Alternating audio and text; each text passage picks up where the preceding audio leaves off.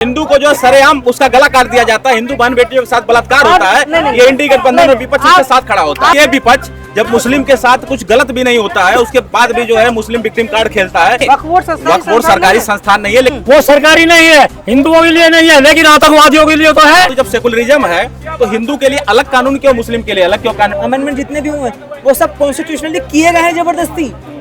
किसकी गवर्नमेंट में? कांग्रेस की गवर्नमेंट, क्योंकि कांग्रेस बिल्कुल क्लियरली ओपनली इस्लाम को अपीज कर रही थी। पता क्या आज ऐसा माहौल चल रहा है देश में, आज जो विपक्ष ऐसा नैरेटिव सेट कर रहा है, देखिए क्रोध गुस्सा तो बनता है, क्योंकि ये विपक्ष जब मुस्लिम के साथ कुछ गलत भी नहीं होता है उसके बाद भी जो है मुस्लिम विक्टिम कार्ड खेलता है, हिंदू को जो सरेआम उसका गला काट दिया जाता है, हिंदू बहन बेटियों के साथ बलात्कार होता है, ये इंडी गठबंधन और विपक्ष के साथ खड़ा होता है। आप मुझे ये बताइए, कल को अगर काशी विश्वनाथ के मंदिर में कोई मुसलमान बोर्ड में बैठेगा, आपको अच्छा लगेगा?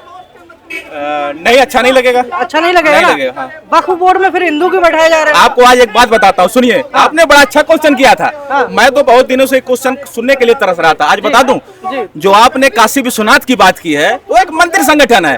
वक्फ बोर्ड, पता है, मैं बता दूं, जब देश में सेकुलरिज्म है तो आपको बता दूं, आप कोई ऐसा संगठन बताइए सरकारी स्तर पे, हिंदू का संगठन बताइए आप जिसको सरकार प्रोवाइड कर रही है। लेकिन वो सरकारी संस्थान नहीं है। नहीं, वक्फ बोर्ड सरकारी संस्थान नहीं है, लेकिन उसकी जो नियम कानून बने हुए हैं वो नियमावली के तहत बने हैं, वो पर्सनल है। आप ये बताइए, जो संशोधन, आपकी बात सही सुन लो, आपकी बात सही है, वो सरकारी नहीं है, हिंदुओं के लिए नहीं है, लेकिन आतंकवादियों के लिए तो है, देशद्रोहियों के लिए तो है, और उस आतंकवाद उन पत्थरबाजों के लिए तो है जो कि उनको संरक्षण देता है और गहरा नहीं देता। बताओ, एक भी बताओ कितने गरीबों को खाना खिला रहा वक्त बोर्ड, कितने गरीबों के बच्चों की शादी करती हो, कितने गरीबों को दवाई दे रहा हो, कितने गरीबों को मकान बना के देते हो।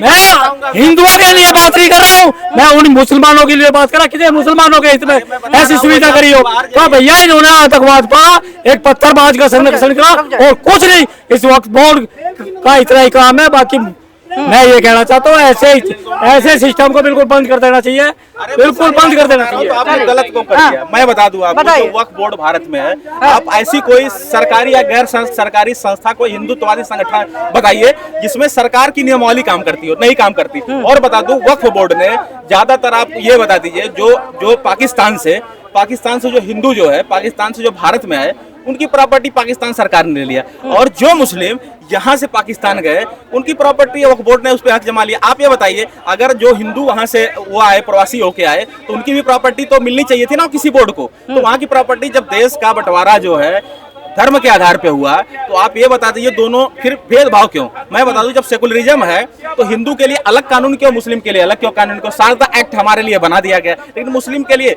All India personal law board काम करेगी। तो एक ही देश में जब ये दोगलापन चल रहा है तो ये बात संविधान के अनुसार नहीं की गई, ये नेहरू ने की है।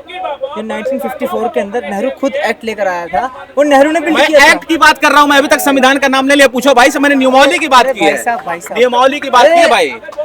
बोलिए। ये वक्फ बोर्ड एक्ट संविधान का ही पार्ट बनाया गया है। संविधान के बिना तो उसकी बात ही नहीं हो सकती, जिसकी आप बात कर रहे हो वक्फ बोर्ड एक्ट की। जितने भी उसके ऊपर संशोधन हुए, अमेंडमेंट जितने भी हुए, वो सब कॉन्स्टिट्यूशनली किए गए हैं जबरदस्ती। किसकी गवर्नमेंट में? कांग्रेस की गवर्नमेंट। क्यों? क्योंकि कांग्रेस बिल्कुल क्लियरली ओपनली इस्लाम को अपीज कर रही थी। उनको इस्लाम को अमेंडमेंट की बात हो रही है, उसी अमेंडमेंट की बात मैं भी कर रहा था। मेरी बात सुनिए। ओवैसी साहब कह रहे हैं कि भाई वक्फ बोर्ड की जमीन है, किसी के बाप दादा की जमीन, मतलब कि किसी के, ये नहीं है कि किसी मोदी की जमीन है या फिर अमित शाह की जमीन है, वो हमारे बाप दादा की जमीन है। तो वो कह रहे हैं भाई वक्फ बोर्ड में मुस्लिम तुष्टीकरण के नाम पे, बाद में बोले ना भाई, मुस्लिम तुष्टीकरण के नाम पे, मुस्लिम तुष्टीकरण के नाम पे, सीधे मुस्लिम तुष्टीकरण के नाम पे उन्होंने ऐसे नियम कानून बना दिए कि अगर, सुनिए, वक्फ बोर्ड इस संपत्ति पे अगर अपना दावा ठोकता है तो आपको उसके खिलाफ जो है भाई, बीच में नहीं बाइट खराब करते यार। उन्होंने आके सारी बाइट खराब कर दी भाई। यूपीएससी का एस्पायरेंट हूँ, सारी नॉलेज है मेरे पास भाई, ये मत बताओ। मैं बता दूं, उन्होंने वक्फ बोर्ड पे, सुनिए, वक्फ बोर्ड पे इन्होंने अभी इस संपत्ति को अपना बता देंगे, तो आपको इसको साबित करने के लिए आपको खुद जो है साबित करना पड़ेगा, ये संपत्ति जो है मेरी है। सुनिए, इस देश में, आजाद देश में, इस लोकतंत्र में ऐसे ऐसे कानून बनाए गए, ट्रिब्यूनल बना कब बना? 1995 के अंदर ट्रिब्यूनल बनाया, किसने बनाया था? उसने बनाया था नरसिम्हा राव ने। क्यों बनाया था उसने, बताओ। नरसिम्हा राव ने मुस्लिम तुष्टिकरण के लिए बनाया था, और किस लिए बनाया था? इस्लामिक तुष्टिकरण तो होता ही रहा है, मैं उसकी बात नहीं कर रहा हूँ। उसने ये क्यों बनाया था, मुझे ये बताइए पहले। वोट बैंक की राजनीति के लिए अरे बनाया था, नहीं, और सिर्फ क्या? वोट बैंक की राजनीति के लिए नहीं किया था उसने ऐसा। अरे आप बताइए ना सीधा। ना वो IAS के एस्पिरेंट है, मैं इसलिए पूछ रहा हूँ। अच्छा ठीक है, तो नरसिम्हा राव ने ये इसलिए किया था क्योंकि वो अच्छी तरह जानता था कि भारत के अंदर अगर कांग्रेस को या हमें जिंदा रहना है तो हमें जो सो कॉल्ड माइनॉरिटी है उसी को साथ में लेकर चलना पड़ेगा। क्यों? क्योंकि देखो जो भाई, वही 56 बात मैं भी कह रहा हूँ। नहीं, तो आप कह रहे हैं माइनॉरिटी को लेकर चलेंगे तभी इस देश में आएंगे, तो मेजोरिटी तो यहाँ पे हिंदुओं की है। हमारे देश में मेजोरिटी से देश चलता है कि माइनॉरिटी से देश चलता है, मेरे को पहले ये बताइए। माइनॉरिटी से देश चलाने वाली जो विचारधारा थी, जो मानसिकता थी, वो नेहरू मैं की कह थी। रहा हूँ कि मैं minority अभी देश कैसे मैं बन अभी जाएगा? की बात का जवाब दे रहा हूँ। हाँ